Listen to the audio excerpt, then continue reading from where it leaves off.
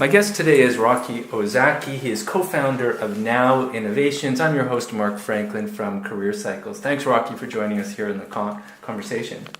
It's my pleasure.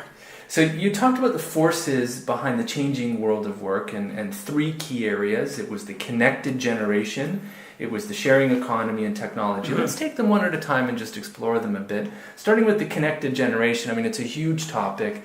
But one of the things I found interesting was just the kind of key skills and knowledge that are really required to thrive in the workplace now. What would you say those are? So I would start first by saying, what is the connected generation? I think we get caught up a lot talking about millennials. And the statistics of by 2020, 50% of the workforce will be millennials, and 2025 will be 75%. The reason I talk about technology or the connected generation is that we're not including often the Gen Zs and the Gen Xers who want a workplace that is more close to what the millennials want as well. And so that changes everything, because now you're talking that by 2020, upwards of 75% of the workplace will be this connected generation. So it's happening fast. In terms of the skill sets, I actually can distill it down to just a couple of things. The world is changing, particularly from an educational perspective, in my opinion. What we're looking for now are people just with great attitudes and who are resilient. And because the world is changing so fast with innovations and agility, we need people who can embrace change. We need people who welcome innovation. And that's not always easy for people. But if you were to ask me what skill sets are important, I would say those are it over subject matter expertise, for example. Wow, so that rocks the boat a bit, because most job postings actually look for those skills, those harder skills, and you're looking for the softer skills.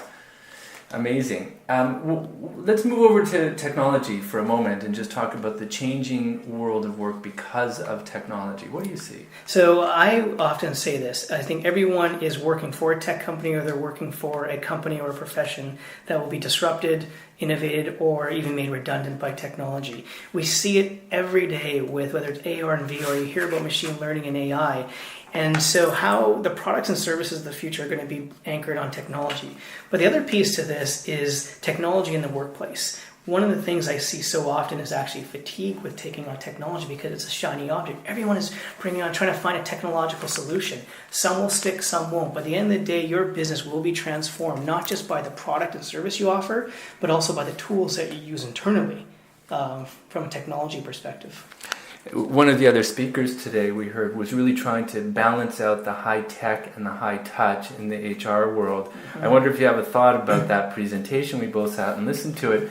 She had ideas like we should have an HR advisor be able to talk to people about their particular workplace issues. They even hired a group of career coaches to support employees in those one-on-one conversations. What is the right balance between high tech and high touch?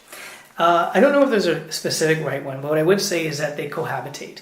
And so even when this world, I had a story I heard about a radiologist who felt that his job was at jeopardy because because of machine learning, the computer could better determine whether or not you had cancer. And so he felt his job was going to be out because it outperformed him every single time. But the reality was, if you did have some kind of a condition like cancer, would you as a person want to rely on a computer, particularly through treatment? Or would you want to have an interaction face-to-face with the person? Well, the answer is obvious. We want the technology to tell us what it is, and we want someone to help us through it. And so I believe that they will cohabitate. Every industry is going to be different. But I do believe, particularly, by the way, with Gen Zs in the workplace, they are less involved with the true digital natives than millennials were with technology. They actually want to have face-to-face communications, for example, in the workplace, where millennials, not as much. Right. Let's move on to the third area of the sharing economy. And, lots of people, as you were saying, thinking about Uber and Airbnb. But if we think about the world of work, and we see part of the sharing economy is now moving into the overlap with the gig economy. And we see websites that match up freelancers with market needs. So how is that influencing the world of work? So I go back to the connected generation. They were always, many of them were told, do what you love, don't make mistakes your parents made.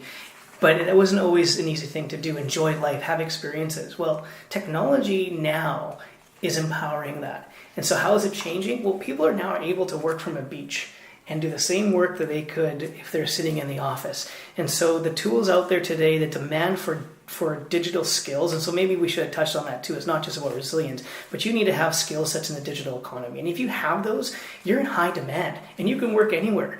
And so tools enable that, and the connected generation is saying, I want experiences over maybe loyalty to an organization. So you're going to see that explode. And the other piece of it is, don't be surprised if your top performers in particular, even though they're loyal to your company and working for you for 5 years, they will probably be doing something on the side. Whether it's to supplement their income or just to supplement a passion, people will be working gigs. And they estimate that by 2020, 60% of the workforce will be part of this gig economy. And so what's next for you, Rocky? Thinking about all this world of work stuff, your fingers on the pulse of the changing world and the trends that are affecting us. What's next for you? For me, it's about helping organizations navigate through this and help transform their business, because it's not easy. The smaller you are, the more nimble and maybe a little bit more straightforward, but you lack resources. And so there's a problem there. For the larger organizations have deep resources, particularly money, but it's so hard to move that ship. And so what's next for me is to find that playbook that I can help organizations, small or large, navigate through this now work, because it's happening faster than people realize. And the faster that people can get on board of being agile, being more innovative, creating now cultures that resonate with the connected generation, the better off our economy. And I'm a big homer. Canada needs to compete in the world economy. And if we don't start to commit and invest in these propositions I'm talking about, I fear that we could fall behind. Really appreciate you sharing with us your view. Rocky Ozaki, co-founder of Now Innovations. I'm your host, Mark Franklin of Career Cycles. Thank you. All right, you're welcome. Thanks, Mark.